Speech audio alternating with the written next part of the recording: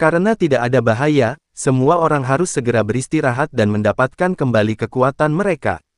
Saya akan menyempurnakannya untuk Bos Kai terlebih dahulu. Beberapa ramuan untuk membantunya pulih besok pagi. Chen Ping berkata kepada semua orang.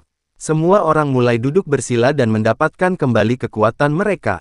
Chen Ping dengan cepat menyempurnakan ramuan untuk Kai Hongwei untuk memperbaiki meridiannya. Kai Hongwei harus melakukan yang terbaik. Mereka harus segera pulih ke puncaknya agar berhasil melewati pegunungan Qilian, jika tidak, jika mereka selalu mendukung Kai Hongwei, kapan mereka bisa keluar? Setelah semua orang beristirahat, Chen Ping perlahan keluar dari gua. Suasana di sekitar gua sunyi, tanpa suara, bahkan tidak ada auman monster. Chen Ping merasakan suasana tempat ini dengan tenang, dia selalu merasa suasananya agak familiar. Saya tidak dapat mengingatnya lagi. Puan, kenapa kamu tidak pergi dan istirahat?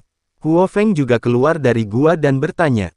Saya selalu merasa ada suasana familiar di sini, tapi saya tidak bisa mengingatnya. Chen Ping sedikit mengernyit dan berkata, Puan, pasti ada monster yang menempati tempat ini. Saya bisa merasakannya, tapi saya tidak bisa merasakan monster macam apa itu. Apalagi pepohonan di area ini jelas berbeda dengan yang ada di tempat lain.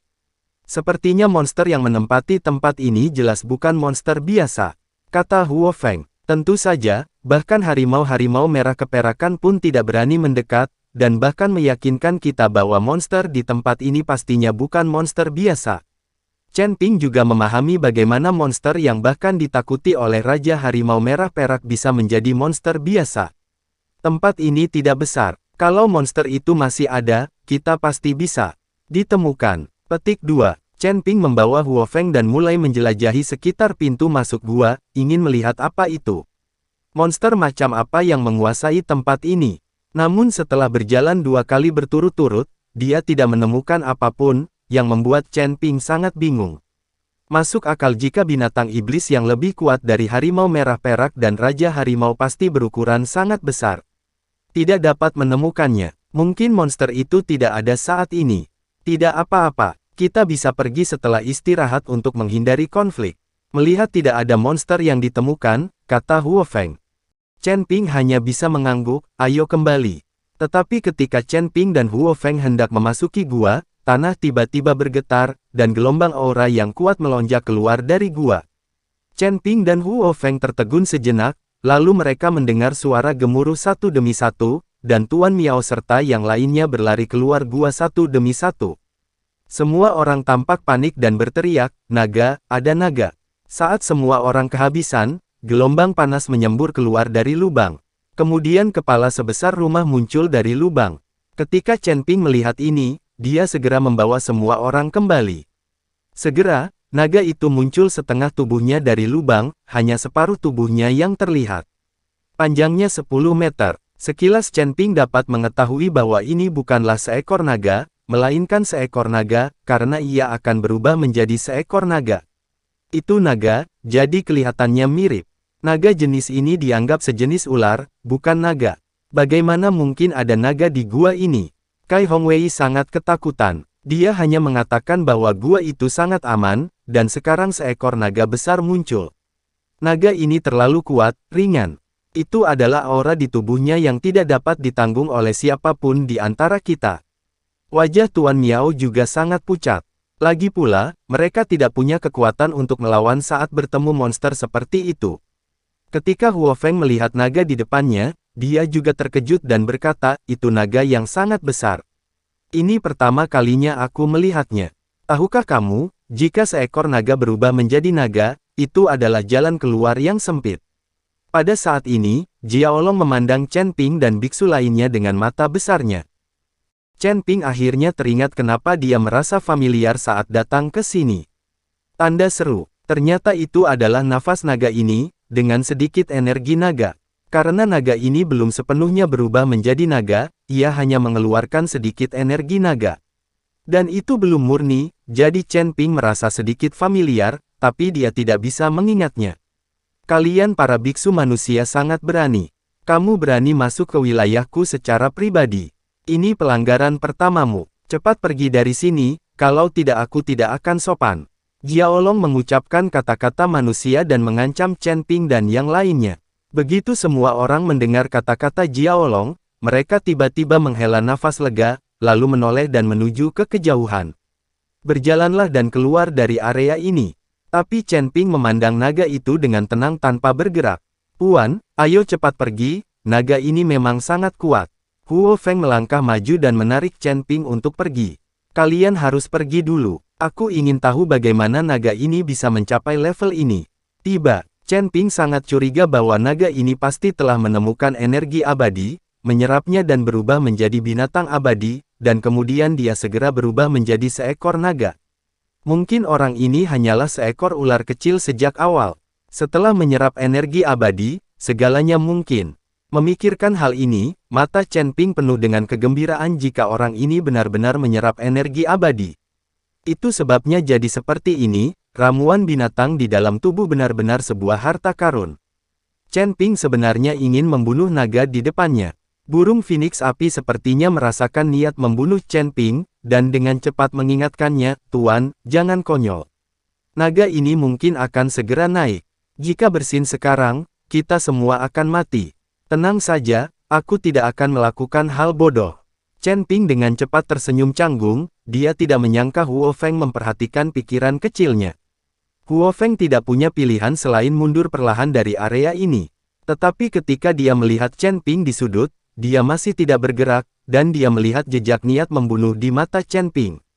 Dia segera menatap Chen Ping dengan mata merahnya dan berkata, "Kamu tidak tahu seberapa tinggi kamu keberatan, kamu ingin membunuhku dan mengambil obat mujarabku. Saya punya ide ini, tapi saya tahu saya belum bisa melakukannya." Chen Ping menyetujui dengan murah hati. Tidak jauh dari situ, Tuan Miao dan yang lainnya hampir muntah darah ketika mendengar kata-kata Chen Ping. Apa yang sedang dilakukan Chen Ping? Beraninya kamu berbicara seperti ini di depan naga yang akan naik. Naga itu juga tercengang, tidak menyangka Chen Ping akan benar-benar mengakuinya. "Nak, jika naga ini tidak akan naik dan tidak pantas membunuh terlalu banyak orang, kamu pasti sudah menjadi abu sekarang. Pergi keluar." Petik 2. Jiaolong mendengus marah. "Berhentilah membual dan menyebut dirimu naga, kamu hanyalah seekor ular piton besar. Berani menyebut dirimu naga." Chen Ping tersenyum menghina. "Nak, kamu sedang mencari kematian." Naga itu marah. "Tahukah kamu, naga adalah makhluk yang paling menyebalkan jika orang menyebutnya demikian." Tuan Miao dan yang lainnya sangat terkejut. Mereka tidak mengerti mengapa Chen Ping dengan sengaja membuat marah naga itu. Apakah itu hanya untuk mencari kematian? Saya melihat naga itu mengaum dengan marah, dan aura menakutkannya seperti tornado, membuat Tuan Miao dan yang lainnya tidak memiliki akar. Saya tidak tahan. Chen Ping, sebaliknya, membenamkan kakinya ke tanah, dan naga di dadanya mulai berkedip. Ketika naga itu melihat kristal naga di dada Chen Ping dan merasakan energi naga murni yang dipancarkan oleh Chen Ping, seluruh orang langsung tercengang. Setelah beberapa saat, naga itu menundukkan kepalanya karena terkejut, tidak lagi setinggi itu. Aura yang luar biasa. Ketika Chen Ping melihat ini, dia tiba-tiba melompat ke atas kepala naga itu. Melihat transformasi naga tersebut, semua orang terkejut, mereka tidak dapat memahami bagaimana jenis naga ini, yang hampir tak terkalahkan di dunia surga dan manusia, bisa tunduk pada Chen Ping. "Bawa aku ke dalam gua, ada yang ingin kutanyakan padamu." Chen Ping membiarkan naga itu membawanya ke dalam gua. Lagi pula, Chen Ping tidak ingin terlalu banyak orang mengetahui identitasnya, jadi dia hanya bisa masuk ke dalam gua dan berbicara dengan Jiaolong. Setelah Jiaolong mendengar ini, dia segera membawa Chen Ping ke dalam gua. Ketika dia memasuki gua, Chen Ping menemukan bahwa sebenarnya ada akses langsung ke dasar gua ini. Gua di bawah. Naga itu ada di bawah tanah dan menyegel gua, jadi Chen Ping dan yang lainnya memasuki gua. Tidak ada apapun di dalam gua, dan mereka segera mencapai dasar gua. "Siapa kamu?" Naga itu bertanya kepada Chen Ping. "Kamu tidak perlu khawatir tentang siapa aku. Jika aku bertanya padamu sekarang, kamu harus menjawab dengan jujur. Jika kamu memuaskanku, aku bisa mencerahkanmu dan menjadikanmu naga sungguhan," kata Chen Ping dengan tatapan mendalam. Setelah mendengar ini, Jiaolong segera berkata dengan sopan, "Tanyakan padaku, aku pasti akan menceritakan semuanya padamu." Bagaimana kamu menjadi seperti ini? Apakah kamu menyerap energi abadi dan berubah menjadi naga? Chen Ping bertanya langsung. Ya, saya dulunya hanyalah seekor ular berantai merah, dan saya tidak sengaja menemukan sebuah batu besar dengan energi peri, jadi. Sejak itu, saya telah menyerap energi abadi dan berlatih.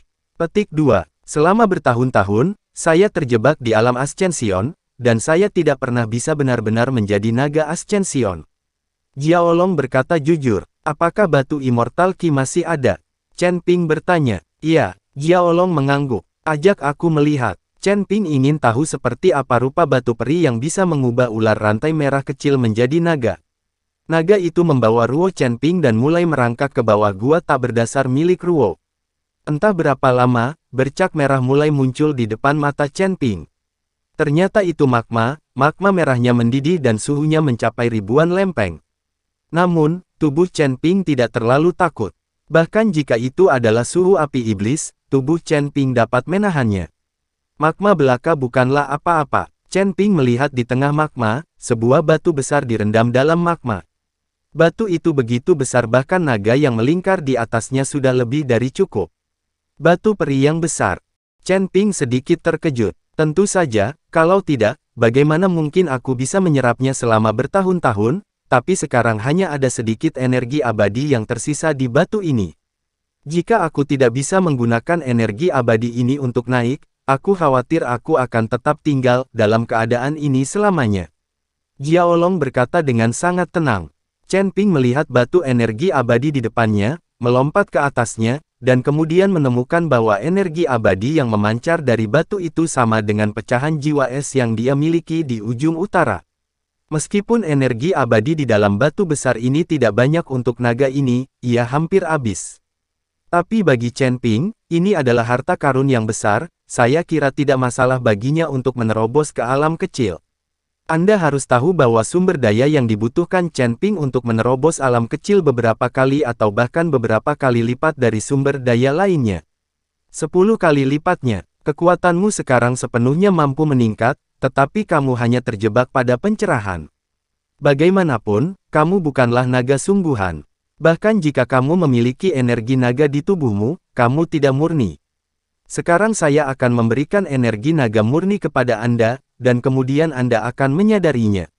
Saat Anda benar-benar memahami segalanya tentang klan naga, saya yakin Anda bisa naik menjadi klan naga sejati. Chen Ping berkata pada Jiaolong. Tubuh naga itu bergoyang dan menjelma menjadi pria anggun, berlutut tepat di depan Chen Ping. Tidak peduli apa identitas Chen Ping, kristal naga di tubuhnya adalah nyata, dan ada. Energi naga murni itu. Jadi Jiaolong tahu bahwa Chen Ping pasti anggota klan naga tanpa bertanya apapun. Mampu memperoleh pencerahan dari naga sejati dapat dianggap sebagai berkah dari seekor naga. Chen Ping dengan lembut menekankan tangannya ke kepala naga, dan semburan energi naga memasuki tubuh naga.